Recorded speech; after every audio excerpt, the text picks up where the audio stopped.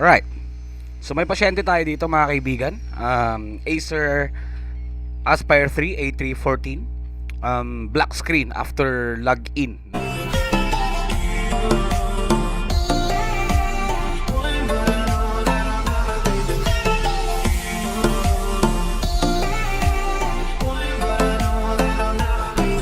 No? Pag nilagay na niyo yung password niya, magba-black screen na siya. So possible ang problema natin dito mga kaibigan as per encounter natin sa GPU. Either meron na corrupt na driver, no? Sa integrated graphics card nito. So, ang gagawin natin is through formatting 'yan. Pero bagong lahat, recover muna natin yung kanyang files mga kaibigan. Through hardware style, kung saan nilalabas natin yung kanyang SSD or HDD, then i-read natin sa ating computer, backup files, then format later on. Let's do this mga kaibigan.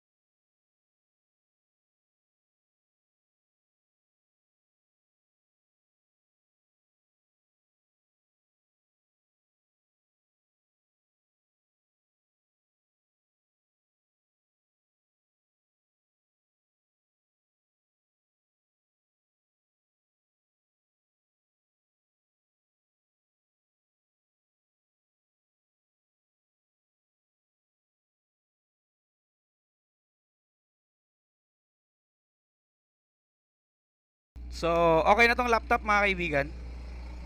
Black screen after login, Windows 11. Dito, dalawa kasing possible, maraming indications din naman yan mga kaibigan. Pwedeng merong problema sa drivers, especially sa display driver, kasi na-encounter na rin natin yan.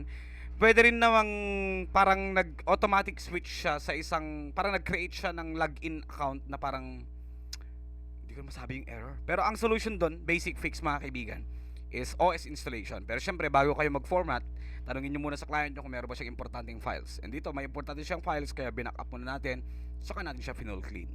Thank you for watching!